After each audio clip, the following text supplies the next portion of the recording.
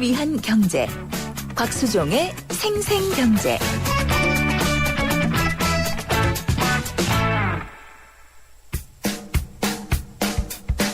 아하 경제와 함께하는 한뼘 경제. 경제 상식과 재미를 매일 한 뼘씩 키워드리는 시간. 오늘의 주제, 정부, 기업의 홍보가 왜 중요할까요?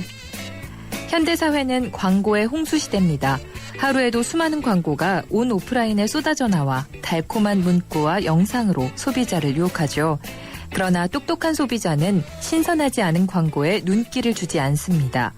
더군다나 광고만 보고 상품을 선택하지 않죠. 브랜드 정보나 회사의 신뢰도까지 꼼꼼히 따져서 구매합니다. 그렇다면 이런 현명한 소비자를 사로잡는 효과적인 방법은 없을까요? 기업은 자연스럽게 광고와 함께 홍보를 떠올리게 됐죠. 홍보는 상품 정보와 함께 기업의 존재 가치를 소비자에게 널리 알립니다. 단순히 이 제품이 좋다거나 이 제품을 사라가 아니라 이렇기 때문에 이 제품이 좋다고 하는 신뢰도 높은 정보를 전달합니다. 기업 홍보는 이제 경영의 한 축이 되고 있습니다. 기업이 경영 진단을 할 때 생산, 재무, 마케팅, 인사 항목에 커뮤니케이션을 포함시키는 것만 봐도 잘 알 수 있죠. 홍보가 경영의 필수 요소란 증거입니다. 보통 홍보와 광고를 섞어서 쓰기도 하지만 확실히 다른 분야입니다. 광고는 상품이나 서비스 정보를 소비자에게 제공하고 이를 판매로 연결시키는 역할을 하죠. 광고 비용을 내고 대중매체를 거쳐 전달하는 커뮤니케이션이죠. 이와 달리 홍보는 상품이나 서비스의 판매와 직접적인 관계가 없습니다. 말 그대로 널리 알려 기업과 상품 이미지를 높이는 거죠. 미국 메릴랜드대 그루닉 교수팀은 홍보와 관련해서 주목할 만한 연구를 했습니다. 홍보가 잘 되는 미국, 캐나다, 영국의 기업 300여 곳을 조사해 분석했더니 공통적으로 나타나는 몇 가지 사실이 있었죠. 기업 CEO가 커뮤니케이션에 관한 의지와 인식이 대체로 높았습니다. 또 홍보 조직 구성원이 우수한 지식 기반을 갖고 업무를 맡고 있었죠. 기업 문화가 권위적이지 않고 참여적인 열린 조직이었습니다. 그렇기 때문에 기업 안팎으로 소통이 잘 돼 소비자에게 좋은 이미지로 다가설 수 있었습니다. 네, 한뼘경제에서 홍보와 광고에 대한 차이점까지 말씀을 드린 것 같습니다. 앞에서 우리 유무선 통신회사의 이 홍보라는 이름으로 저희들이 이야기를 나눴었는데요. 사실은 알고 보면 광고비가 맞는 말이겠죠. 홍보라는 말은 어떤 의미에서 넓은 의미의 기업의 브랜드 이미지를 이야기할 때 쓰는 것 같습니다. 광고라고 하면 선택된 하나의 상품에 대한 집중적인 내용을 공지를 하고 따라서 그 공지된 내용을 바탕으로 해서 소비자들이 시장에서 살 수 있도록 또 사게끔 하는 것이 광고이라고 한다면 홍보라는 것은 지엽적이고 미시적인 광고를 모두 다 포함하는 넓은 의미의 하나의 개념이 아닌가 싶습니다. 홍보라는 것은 기업의 브랜드 이미지 모든 것이 다 담겨져 있고요. 심지어 기업 CEO와 오너의 어떤 느낌까지도 가져가는 그런 내용인 것 같습니다. 피터 드러커 교수 여러분 다 들어보셨죠? 사실 이분이 경영학의 뭐라 그럴까요? 성인이라 할 정도로 대단한데 인간 본성이라고 하는 것은 유전적 요인도 아니고 어떤 문화도 아니라고 이야기를 합니다. 인간의 본성은 유전적 요인에 의해서 결정된다 할지라도 유전적으로 결정된 단계가 현실화되는 것은 결국 사회적, 문화적, 환경적 힘이라는 학설을 이야기하고 있거든요. 그러니까 우리가 가지고 있는 어떤 유전적 요소를 깨우게 만드는 것들이 바로 이 광고라는 것이고 광고를 통해서 우리가 특정 상품을 구매한다는 것입니다. 홍보라는 것을 통해서는 오히려 이미지를 개선시키고 뭐라 그럴까요? 기업이 하고자 하는 일에 대한 국민들의 이해, 국가의 정부의 이해를 가져온다. 이렇게 이해를 하면 되겠군요. 결국 사회 문화적 환경적 힘을 바로 광고 또는 홍보를 통해서 배가시키고자 한다. 이해를 하면 되겠습니다. 의견 있으시거나 상담하실 내용이 있으시면 YTN 라디오의 새로운 애플리케이션 예스를 통해서 하셔도 되고요. 실시간입니다. 단문 50원, 장문 100원이 부과됩니다. 휴대전화 우물정 0945번, 트위터는 @YTN 밑줄 이코노미. 그리고 웹사이트에 오셔서 여러분들이 이 의견 남기실 수 있습니다. 오늘은 오늘부터인가요? 의견 주시는 분들 중에 한 분을 추첨해서 국립극단에서 하는 연극 있습니다. 연극 제목이 노란 달인데요. 티켓을 드린다고 하네요. YTN 곽수중의 생생경제 3부 시작하겠습니다.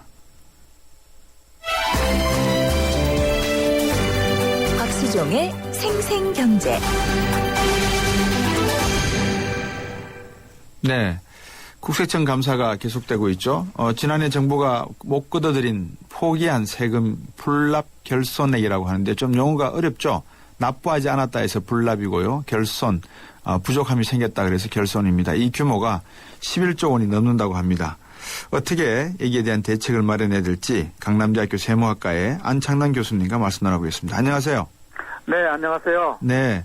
이 관세청이 징수를 포기한 이 세금을 안 낸 돈, 그래서 마이너스 비용 처리를 해야 될 게 11조 넘어섰다는데 어떻게 해서 생기는 겁니까? 이런 금액들은? 예. 먼저 한두 가지는 좀 팩트가 수정을 해야 될 게 있어서요. 예. 먼저 불납결손액이라 하는 것은 어떻게 생기는 거니? 예. 일단 우리 납세자들이 고지서를 받으면 예. 첫 번째는 바로 내는 경우가 대부분이 있고요. 예. 돈이 없으니까 당장은 못 내는 경우가 있습니다. 이것을 이제 체납이라고 합니다. 그렇죠. 예.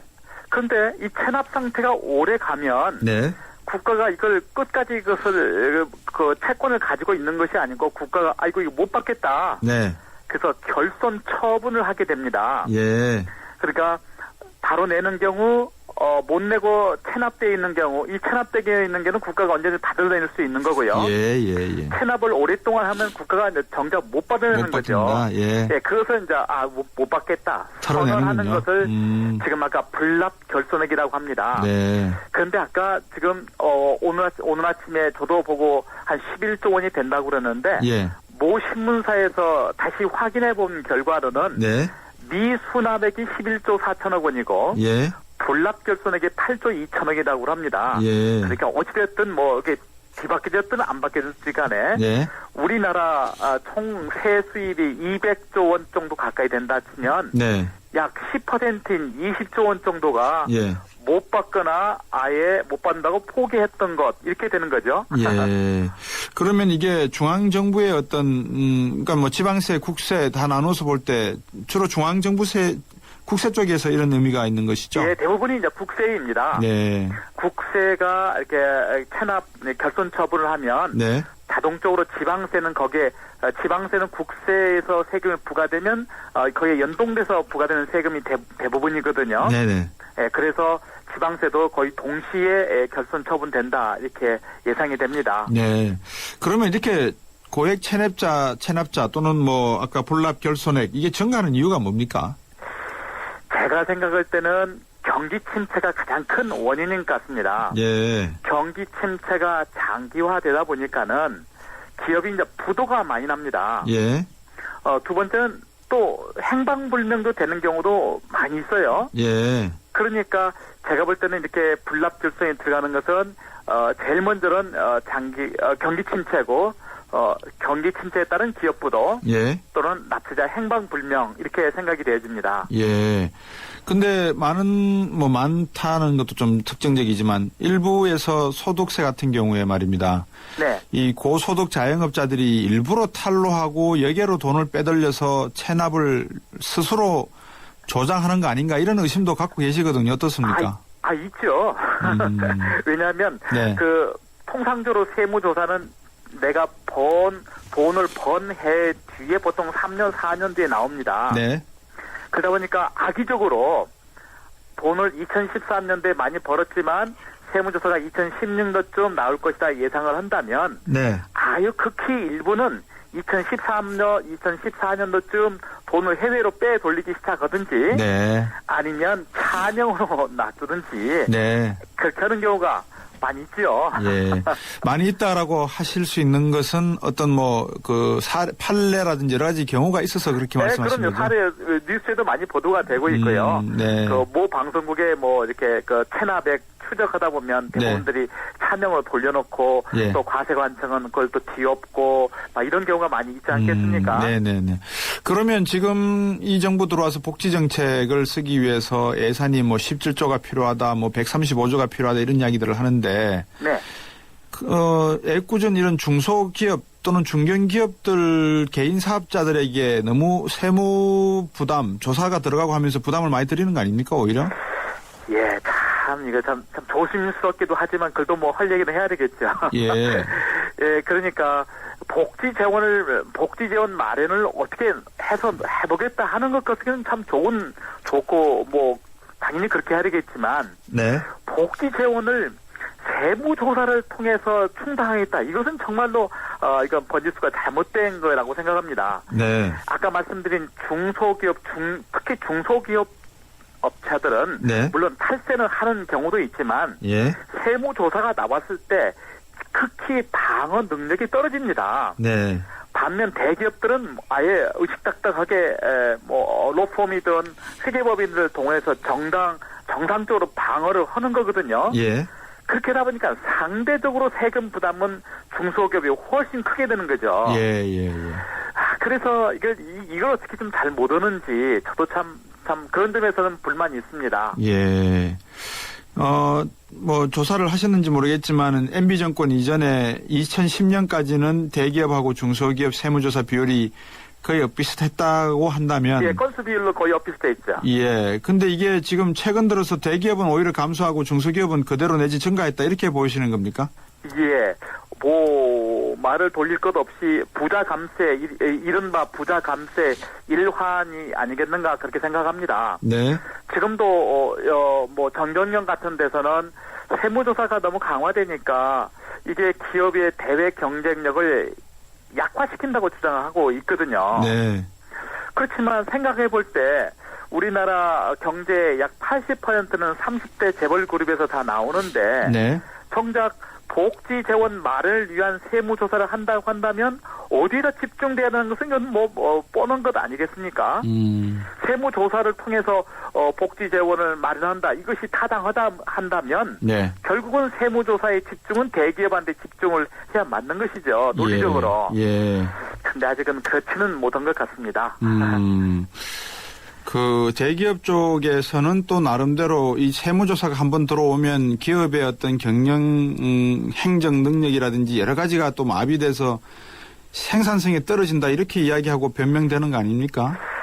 그렇게 기업은 당연히 그렇게 하겠죠. 예. 외부인이 몇십 명씩 와서 몇 달 동안 세무조사를 한다면 불편한 것은 당연한 것이지만 네. 그러나 그것은 세금을 잘 몰라서 그렇습니다. 세금은 공공재이거든요. 네. 기업이 정상적으로 세금을 내야 그 돈을 가지고 우리 대한민국 구성원 모두가 똑같이 나눠 쓰는 공공재인 것이죠. 네. 도로라든지 전기와 네. 똑같은 거거든요. 네네.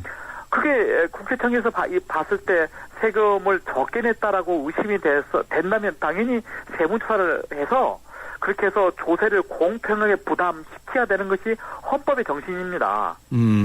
근데 왜 MB 정권 때 이 우리나라 기업들 생각에 우리나라 기업들은 더 벌고 세금은 덜 냈다 이렇게 그 말을 좀 은유를 한다 그럴까요? 이렇게 비유할 수 있을까요? 왜 이렇게 기업 아닌 개인 부담금은 늘어났는데 기업은 기본적으로 세율 때문에 그렇습니다. 네. MB 정권 들어와서 이전 노무현 정부 때보다 법인세 세율을 많이 낮췄죠. 이 25%에서 20%로 낮췄다가 그 뒤에 22%까지 올렸지 않습니까? 네.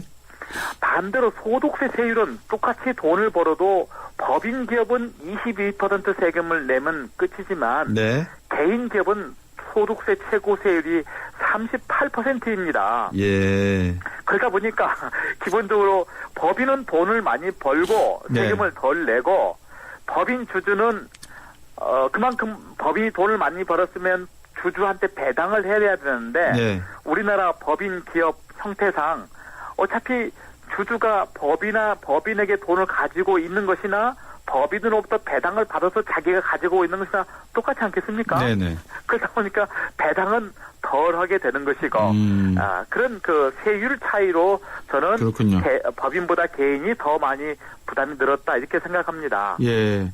근데 요즘 저는 오래전에 YTN 생생경제를 통해서 이야기를 드린 적이 있습니다만 국세청이 부족해진 세금을 메우기 위해서 무리하게 지금 징수하는 거 아니냐 이런 이야기가 많이 들리거든요. 세무사나 다른 분들 통해서. 네. 어떻습니까? 맞죠.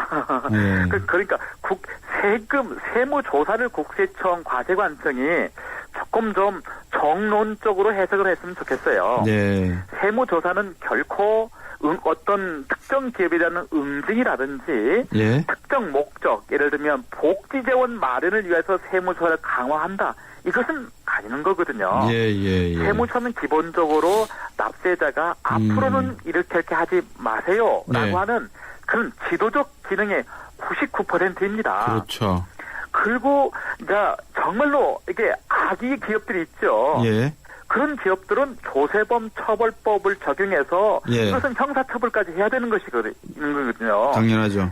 예, 사기 그밖에 부정한 방법을 통한 기업의 탈세는 당연히 응징을 해야 되는 것이지만 네. 99% 가까운 납세자에 대해서는 그렇게 해서는 안 된다라고 생각을 합니다. 네. 그러한 관점에서 지금같이 세무조사를 강화하는 것은 네. 그러니까 선의의 납세자와 악의 납세를 구별하지 못하고 무차별적으로 세무조사를 실시하는 것은 네. 아까 같은 무리한 세금 징수사라는 비판을 이건 면할 수 없습니다. 예. 알겠습니다, 교수님. 이게 뭐 어제 오늘의 문제는 아닌데 매번 네. 이슈가 터질 때마다 이런 질문을 드린다는 것도 좀 개인적으로 좀 곤혹스럽기도 하고요. 하여튼 우리 국세청이 이 공평과세 또 말씀하셨다시피 어떤 특정인을 상대로 해서 하는 이런 목표형 이 세금 징수는 좀 피했으면 하는 생각을 네, 해봤습니다. 맞습니다. 오늘 말씀 잘 들었습니다. 고맙습니다. 네, 감사합니다. 강남대학교 세무학과의 안창남 교수였습니다. 골든타임이 시작된다. 노후 준비와 골드바의 행운을 동시에 해피에이지 100 이벤트. 세제 혜택은 물론 연령 제한 없는 현대에이블 신연금 저축펀드에 가입하고 상품권과 골드바의 행운을 잡아라. 12월 31일까지 홈페이지 참조. 에이버 현대증권. 투자 손실에 유의하세요. 네. 지금까지 여러분들과 함께 어떻게 하면은 불공정한 세무 징수를 좀 피할 수 있을까 아니면 세무가 행정이 공정해질 수 있을까에 대해서 이야기를 나눠봤습니다. 잠시 후 4부에서는요. 재무 상담하도록 하겠습니다. 상담 신청 하시는 방법 아시죠? YTN 라디오의 새로운 애플리케이션 예스를 통해서 그리고 또 옛날처럼 휴대전화 우물정 0945로 보내주시면 되겠습니다. 4부에서 뵙겠습니다. 초등학교 선생님이 학생들에게 물었습니다. 얼음이 녹으면 뭐가 될까요? 모두들 하나같이 물이 됩니다 라고 대답했습니다. 당연한 정답이죠. 하지만 유독 한 어린이만이 얼음이 녹으면 봄이 됩니다 라고 다른 대답을 했습니다. 창의적인 교육이란 이런 것이 아닐까요? 정답 찾기 교육에 길들여진 우리 교육의 자화상. 더 늦기 전에 자유로운 사고를 통해 스스로 생각의 힘을 키우는 창의지성 교육이 필요합니다. 이 캠페인은 경기도 교육청이 함께합니다. 행복한 경기 교육. 살아있는 뉴스 깨어있는 방송 한국의 뉴스 채널 YTN 뉴스 FM.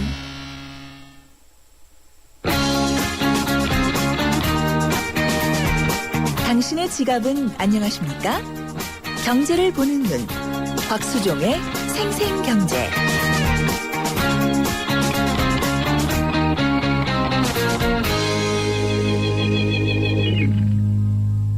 세상의 베이스가 되다 포스코 협찬으로 곽수종의 YTN 생생경제 4부 시작하겠습니다. 4부에서는 매주 여러분들과 상담도 하고 또 중요한 일정에 대해서 말씀도 드리고 하는 시간이 있죠.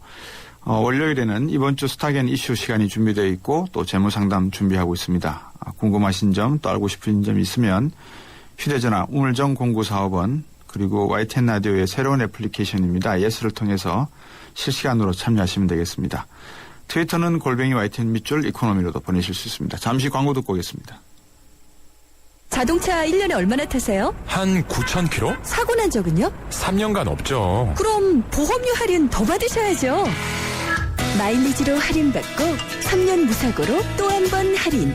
악사 다이렉트 자동차 보험 1566 악사 다이렉트. 가입 시 유의사항을 꼭 확인하세요. 달리고 싶은 유럽 탑10 개표 결과입니다. 프라하 스쿠터 투어가 선전을 한 가운데 알프스 산악열차를 제치고 1위는 압도적인데요. 내가 사랑한 유럽 탑10. 투표 결과는 travel.koreaneer.com에서. 대한항공 유럽 11개 도시 최다 노선 운항. Excellence in flight. Korean Air. 네, 피자헛입니다. 저기요, 고기 피자랑 새우 피자랑 뭐가 더 맛있어요? 둘 다 맛있습니다, 고객님. 그래도 뭐가 더 잘 나가요? 솔직하게. 둘 다 잘 나갑니다. 왜냐하면 더블 박스. 박스는 하나, 피자는 2가지. 25,000원. 1588-5588 피자헛. 더블 박스 주세요.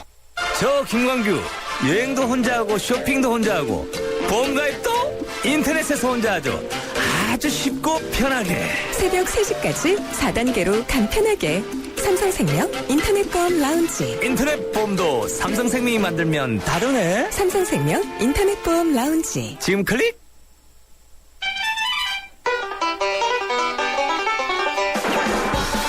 생생 재테크 정보 듣다 보면 어느새 터득되는 재테크 가이드. 새로운 한 주를 시작하는 월요일입니다. 이번 주에 있을 경제 일정하고 이슈 미리 말씀을 드릴게요. KTB 투자증권의 최영기 이코노미스트입니다. 안녕하세요. 네, 안녕하세요. 자, 미국 셧다운 이제 뭐 어떻게든 좀 봉합이 되었죠, 그죠? 예, 그렇습니다. 어떻습니까? 글로벌 시장의 반응은? 뭐 일단은 뭐 지난주에 나온 뉴스이긴 합니다만 잠시 정리하고 넘어가면요. 일단 정치권에서는 예산안이라든가 부채한도 증액 협상과 관련돼서 좀 잠정적인 합의안을 이끌어냈습니다. 내년 1월 15일까지는 이제 임시 예산안으로 운용이 되게 돼 있고요. 또 2월 7일까지 부채한도의 어떤 법정 효력을 유예시키면서 그러니까 일시적으로 부채한도를 증액시키는 어떤 증액안에도 합의를 했기 때문에 글로벌 증시가 좀 단기간 좀 안도랠리가 좀 진행 중에 있는 것으로 보고 있고요. 물론 이제 내년 1분기에 재정정책 불확실성을 조금 더 연장시킨 것밖에 안 되는 어떤 미봉책에 불과하지만 어쨌든 연방정부 폐쇄 국면이 종료가 됐고요. 또 디폴트 우려가 현실화되지 않았기 때문에 센티멘탈 측면에서는 어떤 일정 부분 긍정적인 좀 호재로 작용하지 않았느냐 보고 있고요. 또 여기에 그 지난주에는 중국의 3분기 GDP 성장률이 좀 시장 예상치에 부합하는 7.8% 성장을 기록을 했고 또 이에 따른 연착륙 가능성이 높아졌다는 점 그리고 기업 실적 시즌을 맞이해서 뭐 구글이라든가 모건 스탠리의 어떤 기업 실적 호조 등이 좀 투자 심리 개선에 좀 일조하면서 좀 단기간 글로벌 증시가 좀 안도랠리를 형성하고 있는 것으로 보고 있습니다. 네. 잠재적 불확실성이 하지만 계속 뭐 잠재하고 있다라고 봐야 되겠죠. 그죠? 예, 그렇습니다. 그런 가정하에서 뭐 좀 주목해서 봐야 될 경제 지표라든지 뭐 내용이 있을까요?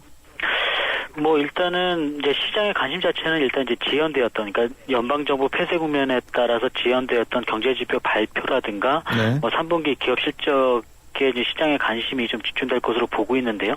일단은 뭐 전반적으로 봤을 때는 미국 경제 지표에 한해서는 우리가 당장 확인할 수 있는 지표가 9월달 지표 그리고 다음 달에 이제 10월달 지표를 확인하게 되는데요. 개선세 자체는 좀 소폭 둔화될 가능성을 좀 열어둬야 하겠고요. 현재 시점 자체는 미국 경기에 국한돼서 보면 경기 회복 기대감 자체가 다소 낮아질 수 있는 구간이 아닐까라고 좀 보고 있습니다. 네. 그러면 요일별로 한번 짚어주시겠습니까?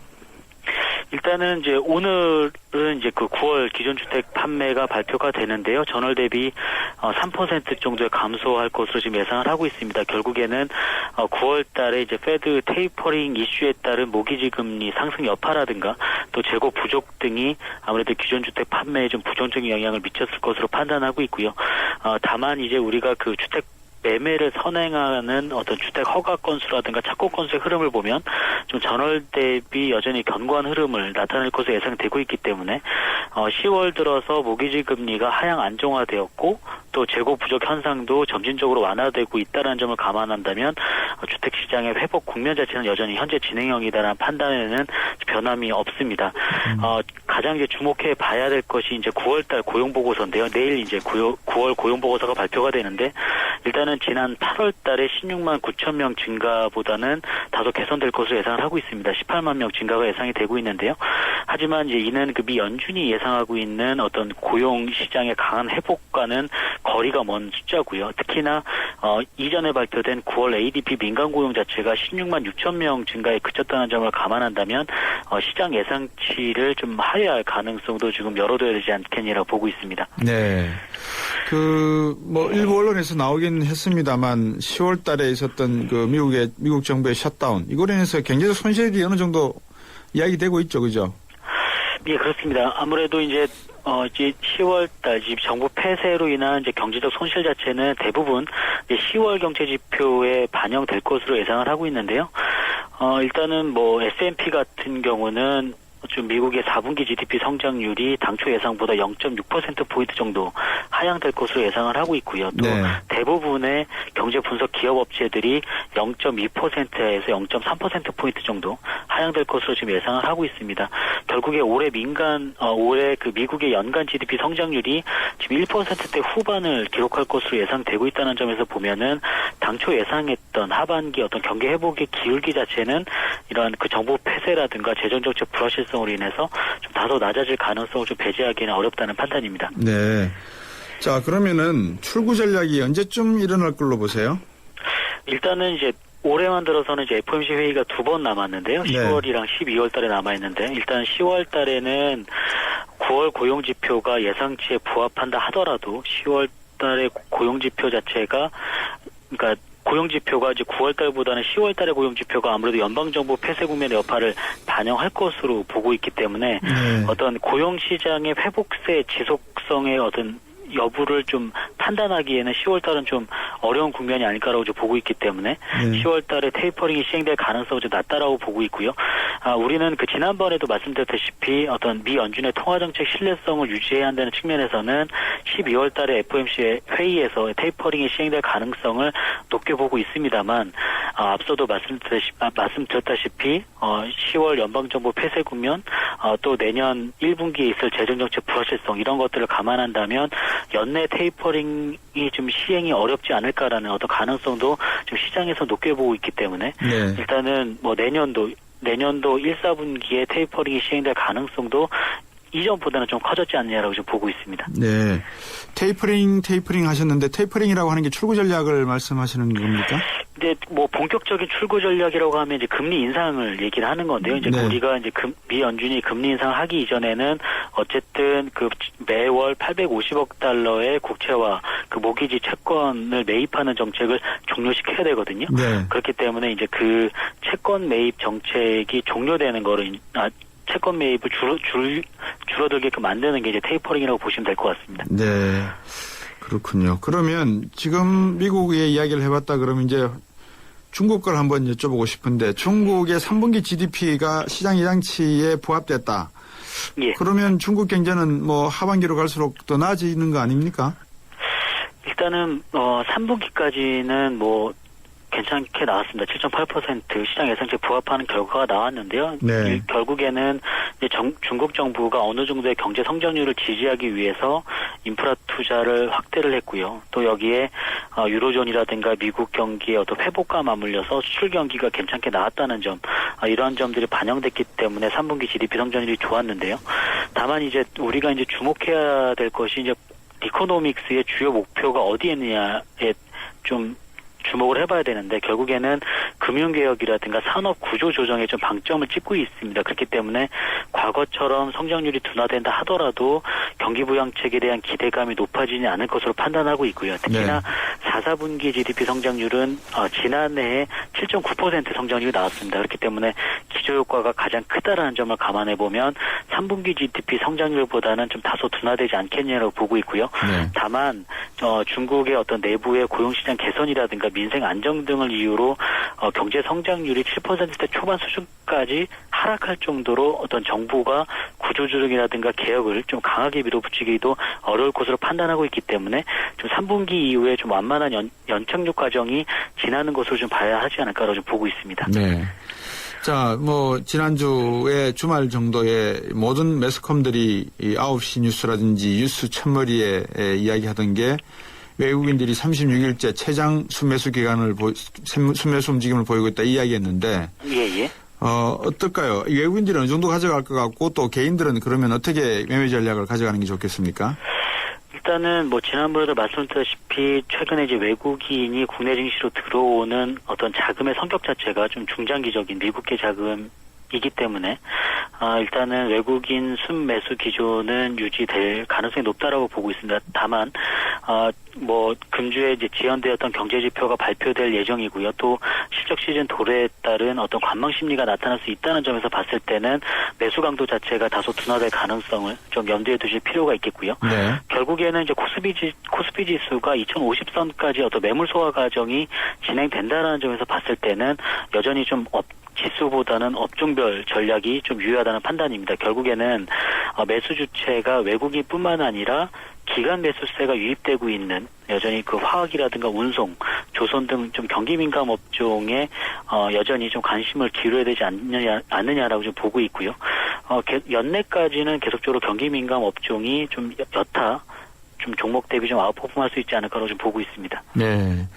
그 말씀해 주신 이제 종목이나 업종까지도 말씀을 해 주셨는데 문제는 이제 우리 기관들과 개미 그 중에서도 이제 이 개미분들이 문제시지 않습니까?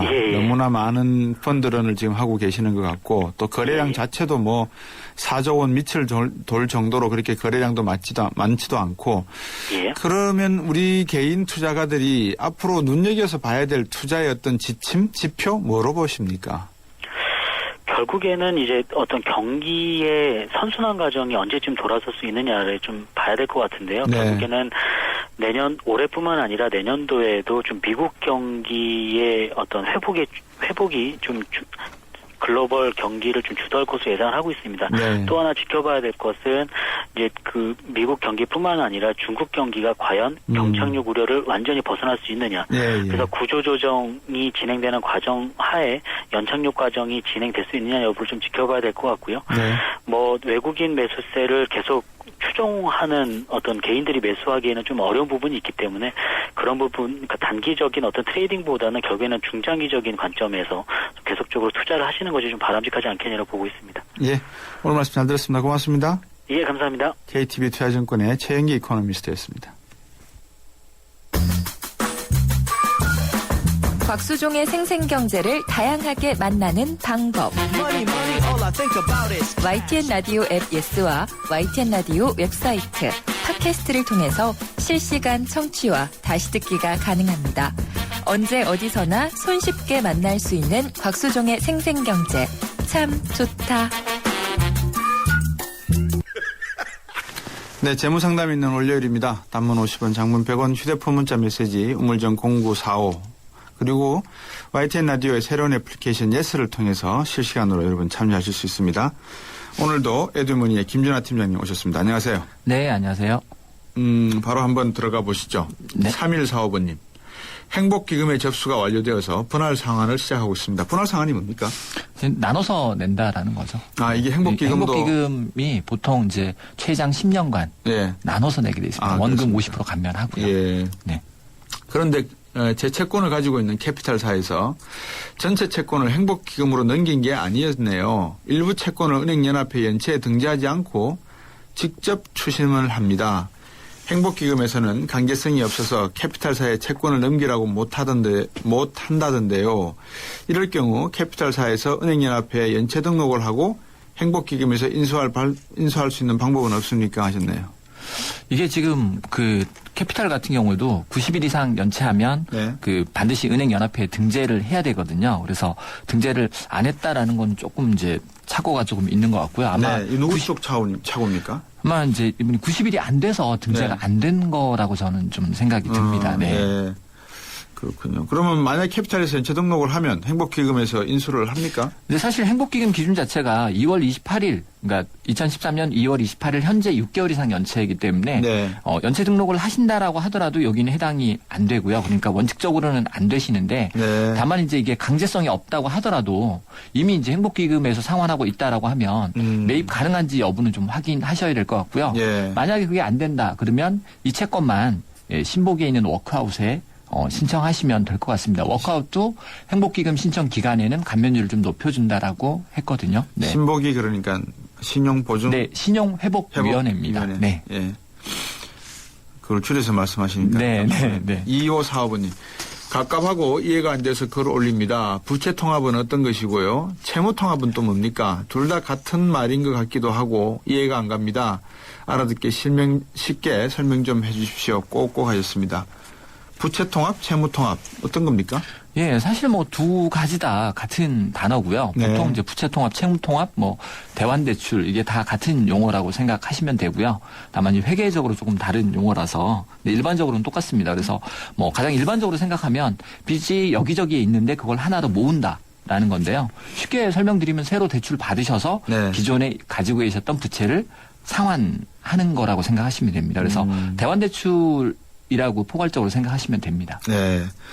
그 채무통합하면 좀 간편해지겠네요. 좋긴 네, 신경 일단 쓸 줄어드니까. 그렇죠. 좋고 나쁜 점들이 좀 있긴 한데요. 네. 근데 한 가지 좀 주의하셔야 될 점이 어떠한 그 제도권 금융회사도 채무통합, 부채통합 이런 이름의 대출 상품을 팔지는 않습니다. 네, 그래서 네, 네. 이게 이제 모집인분들이 그 일반 신용대출 상품을 이렇게 대환 이런 상품들을 그냥 그런 명칭을 붙여갖고 하는 경우가 있습니다. 그래서 조금 주의를 좀 하셔야 되고요. 네. 그다음에 이제 대환대출이라는 것 자체는 대환을 했을 때 이자를 좀 줄이거나 상환 기간을 좀 연장해서 그래서 이제 정상적으로 상환이 가능하다. 네. 이럴 경우에만 제한적으로 고려하셔야 되고요. 예. 뭐 여러 군데 있어서 관리하기가 불편하다 이런 부분들은 오히려 이제 그 비용적인 측면에서 좀 접근을 하셔야 될 것 같습니다.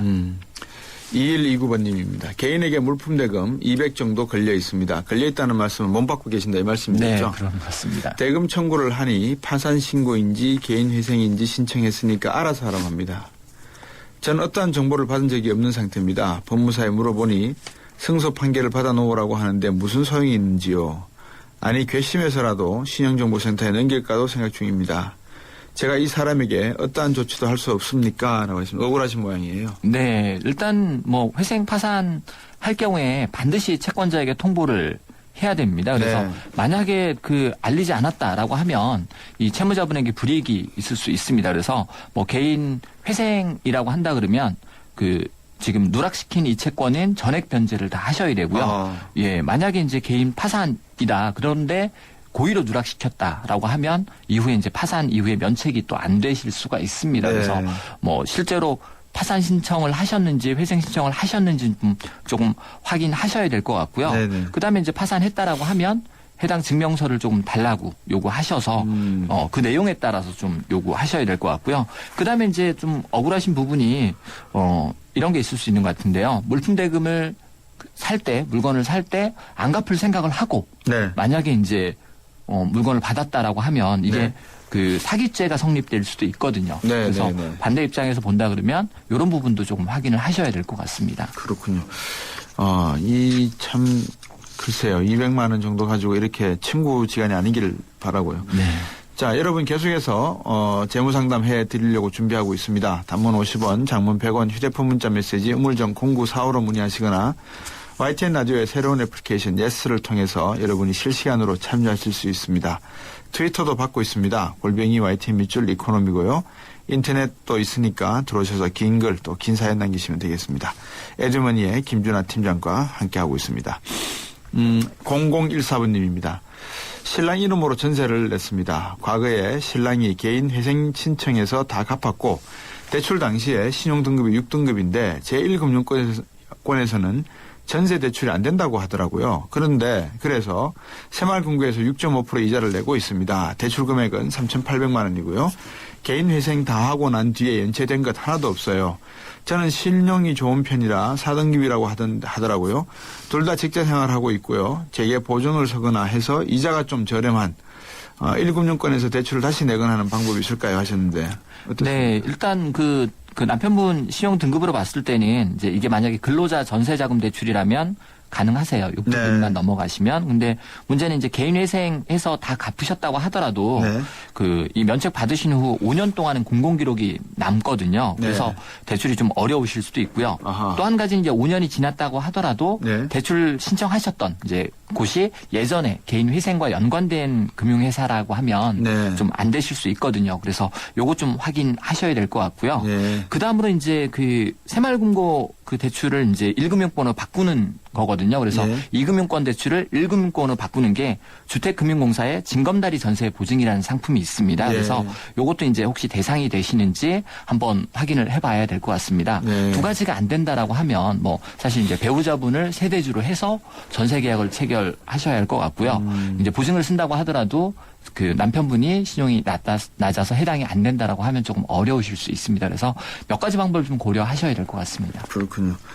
자, 1038번님. 저는 서울에서 멀리 떨어진 지방에 삽니다. 남편 직장에 농협 직원이 와서 평생 비과세 복리저축 유배당을 홍보하셨나 봐요. 이런 것도 있습니까? 농협의 기업금융센터 차장분이 직접 한 명 한 명 찾아와서 상담해 준다고 설명지를 받아왔는데 제가 몰라서요. 이 지역에도 농협이 있는데 농협도 마을 금고 같은 곳처럼 지점마다 이율이나 상품이 다른가요? 농협도 유배당이 있습니까? 궁금하신 점이 많네요. 어떻습니까? 농협은? 네, 일단 그 농협도 뭐 두 종류입니다. 많이 아시다시피 이제 농협중앙회라고 해서 농협은행이 있고요. 그다음에 단위 농협이 있습니다. 그래서 단위 농협이라면 이제 농협마다 이율이 조금 다를 수 있는데요. 근데 아까 그 우리 박사님 여쭤보신 것처럼 네, 평생 비과세, 뭐 복리저축 사실 이 상품 이름으로 봐서는 농협계 아니고요. 네. 농협보험의 저축보험 상품일 가능성이 굉장히 높습니다. 그래서 장기 상품이시기 때문에 이제 이자율보다는 유지가 가능한지 가지고 좀 판단하셔야 될 것 같고요. 뭐 유배당 상품이 요즘 많이 늘었다고 합니다. 그래서 뭐 그렇다고 하더라도 이 배당 여부는 운영 성과에 따라 좀 달라질 수 있고요. 그리고 일반적으로 보면 유배당 상품이 무배당 상품에 비해서 사업비가 조금 높습니다. 그래서 이것도 좀 고려를 하셔야 될 것 같습니다. 그렇군요. 이 농협마다 금리가 다를 수밖에 없겠죠, 그죠? 어떻게 보면. 그렇습니다. 예스를 통해서 이정광님이 보내셨는데요. 몇 년 동안 안 내던 세금 낸다고 하면 세금 할인 받을 수 있습니까? 하셨습니다. 네, 일단 그 세금의 성격에 따라서 뭐 일부 감면 조치를 하는 경우도 있고요. 네, 그리고 이제 또 한 가지는 이제 세금을 못 낼 경우에는 계속적으로 이제 미납에 따른 추징이 조금씩 더 있잖아요. 이런 부분에 대해서는 감면을 받을 수 있는 소지는 조금 있습니다. 그래서 해당 세무서와 좀 상담과 확인을 좀 하셔야 될 것 같습니다. 또 한 분이 문자 보내신 게 담보대출을 받고 이자를 제때 지금 못 갚아서 신용불량이 된 상태 모양이신데요. 어떤 도움을 받을 수 있을까요? 하고 물으셨어요. 현재 그 담보대출 같은 경우 이제 경매가 일어날 가능성이 있거든요. 그래서 그 해당 회사하고 채무 조정을 좀 하시고요. 그다음에 이제 담보대출이 있더라도 뭐 워크아웃이라든지 회생 이런 제도를 일부 이용하실 수 있습니다. 그래서 우선은 그 상환이 가능한지 그리고 해당 회사하고 좀 협의를 하신 이후에 진행을 하셔야 될 것 같습니다. 협의가 원만히 됩니까? 이게 담보가 있기 때문에 좀 쉽지는 않습니다. 근데 서둘러서 하셔야만 채무자에게 훨씬 더 이익이세요. 그렇겠죠. 서두르시기 바랍니다. 716번님. 오늘도 에듀머니의 김준하 팀장과 함께 재무상담 해드렸습니다. 고맙습니다. 네, 감사합니다. 안녕하십니까. IBK 홍보대사 송혜입니다. IBK 기업은행은 대한민국 국민 모두가 거래할 수 있는 은행입니다. 국민 여러분, 기업은행에 예금하면 기업은 살립니다. 그리고 기업이 살아야 일자리가 늘어납니다. 참 좋은 은행, IBK 기업은행. SK이노베이션이 석탄에게 물었다. 왜 너를 공유라고 생각할까? 깨끗하게 바꿀 수 없나? 석탄을 청정에너지로 바꾸는 그린콜 개발 중. 물음이 있는 곳에 이노베이션이 있다. SK이노베이션. 온 동네 맛있다고 소문난대. 최신김치 냉장고 모든 제품 다 보고 비교했지. 역시나 하이마트. 김치 냉장고 하이마트. 최신 김치 냉장고 잘 사려면 하이마트로 가요. LG G2는 왜 모든 버튼을 폰 뒤에 두었을까? 정답은 TV 광고에. Learning from you. LG G2. 지난 정부에서 국세청에서 세금을 많이 인하해줘서 대기업들은 큰 혜택을 본 모양입니다. 그게 일반적인 지적이네요. 그렇다 그러면 이렇게 경제가 어려울 때는 십시일반하는 거 아니겠습니까? 이왕이면 정부에서 적게 세금 내고 기업도 활성화시켜서 일자리 만들어라 그랬으면 일자리를 좀 더 만들어 주시든지 아니면 그게 어려우면 지금 현금 한 500조 가지고 계시잖아요. 세금 좀 더 내시면 어떻겠습니까? 제 개인적인 생각입니다. 드리고 싶은 말 다 못 드리네요. 전 내일 뵙겠습니다. 고맙습니다.